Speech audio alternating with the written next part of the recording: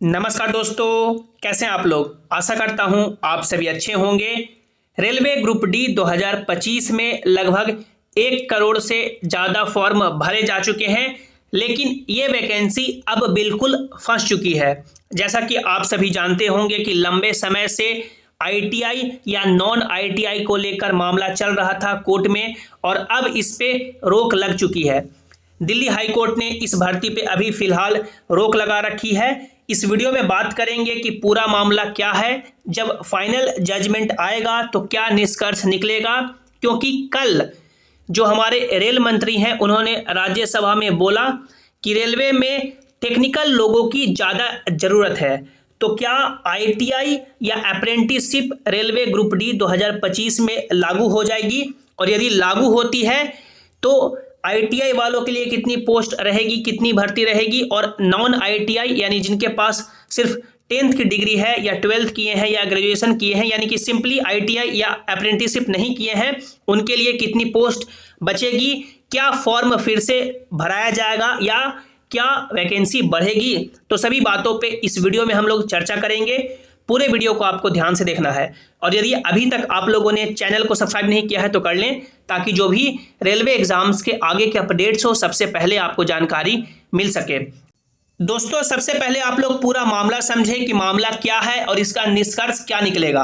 आप लोग यहाँ पे देख सकते हैं, रेलवे ने 28 दिसंबर 2024 के डेट में इंडिकेटिव नोटिस रिलीज किया ग्रुप डी 2025 वैकेंसी के लिए, जिसमें देख सकते हैं रेलवे ने बोला applications are invited from eligible candidate for various post in level 1 detail centralised employment notification number 08/2024, यानी कि 08/2024 जो ग्रुप डी की वैकेंसी है उसके लिए सभी एलिजिबल कैंडिडेट से एप्लीकेशन फॉर्म मांगे जाते हैं, जिसमें कैंडिडेट 23 जनवरी से अपना फॉर्म भर पाएंगे, जिसमें टोटल वैकेंसी लगभग 32,000 के आसपास आ रही है। उम्र की सीमा 18 साल, 18 से लेकर के 36 साल रेलवे ने बोला। ये रेलवे ने 28 दिसंबर 2024 के डेट में बोला। यदि 28 दिसंबर 2024 के डेट में यदि कोई नोटिस देख रहा है तो कोई क्या समझेगा, कौन इसमें एलिजिबल होगा। तो रेलवे ने इस डेट से पहले कई बार, मान सकते हैं कई बार रेलवे ने चीख चीख के बोला कि 2018 और 2019 की जो ग्रुप डी की वैकेंसी आई थी उसमें एजुकेशनल क्वालिफिकेशन की एक बार छूट दी गई थी, और वो छूट अब वापस ले ली गई है। और अब जितनी भी वैकेंसी 2019 के बाद आएगी, 15/6/2019 के बाद, उसमें जितने भी टेक्निकल डिपार्टमेंट के पोस्ट हैं, जैसे सिविल इंजीनियरिंग हो गया, मैकेनिकल हो गया, इलेक्ट्रिकल हो गया, सिग्नल एंड टेलीकॉम हो गया, कैटरिंग विंग हो गया, इसमें 10th pass plus national apprenticeship certificate NSC granted by national council of vocational training, और 10th पास प्लस आईटीआई, यानी जितने भी टेक्निकल पोस्ट हैं उसमें जिन्होंने 10th प्लस यानी कि अप्रेंटिसशिप किया है या 10th प्लस आईटीआई किया है वही एलिजिबल होंगे।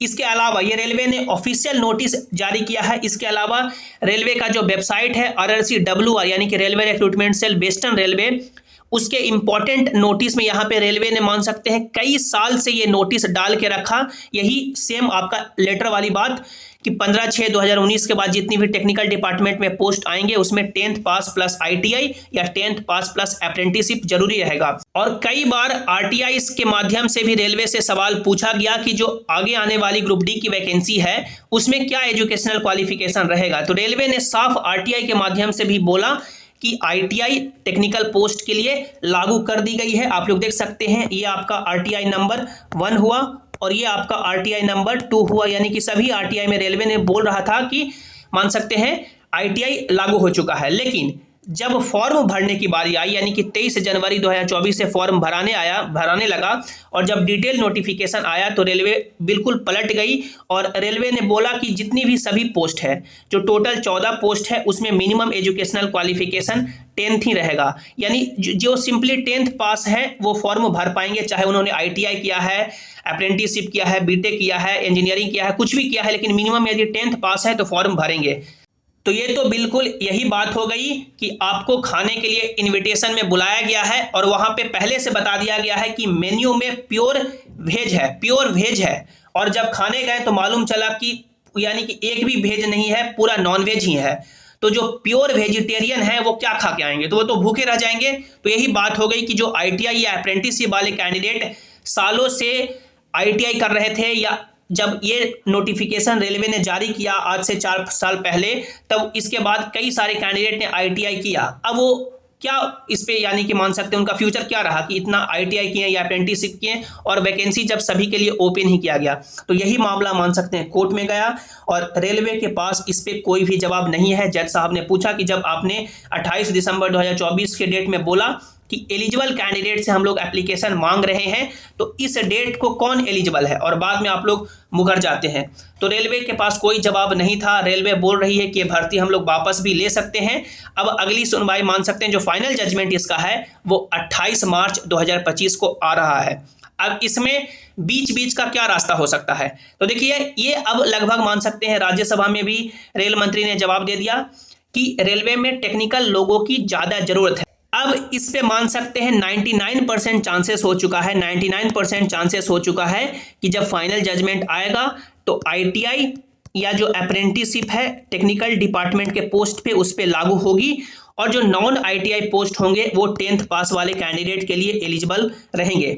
लेकिन जब ये 10th पास वाले कैंडिडेट के लिए सिर्फ मान सकते हैं नॉन टेक्निकल पोस्ट रहेंगे, तो कितनी पोस्ट रहेगी आप लोग यहाँ पे देखें। इस साल जो वैकेंसी आई है टोटल सभी 14 पोस्ट को मिलाकर के टोटल जो भर्ती है टोटल वैकेंसी है 32,438 है।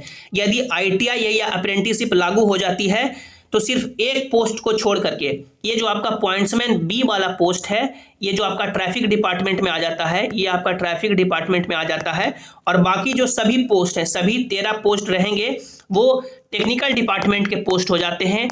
जैसे सिविल इंजीनियरिंग हो गया, मैकेनिकल हो गया, सिग्नल एंड टेलीकॉम हो गया, कैटरिंग विंग हो गया, अलग अलग।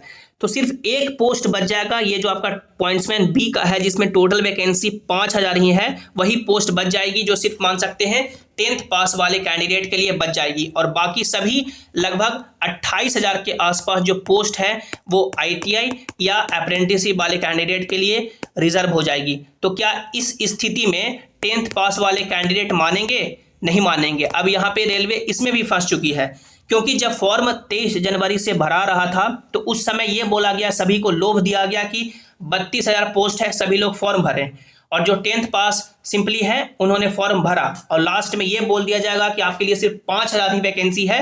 तो कोई इस पे मानेगा नहीं, सिर्फ मान सकते हैं सब लोग हैं जो इस पे सड़क पे उतर जाएंगे।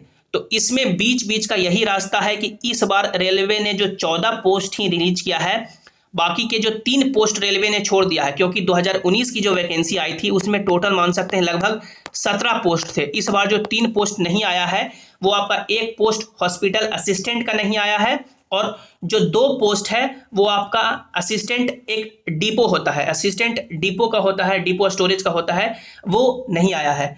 तो ये मान सकते हैं जो 3 पोस्ट नहीं आया है वो तीनों पोस्ट को ऐड किया जाए, क्योंकि वो तीनों पोस्ट है वो 10th पास वाले कैंडिडेट के लिए है।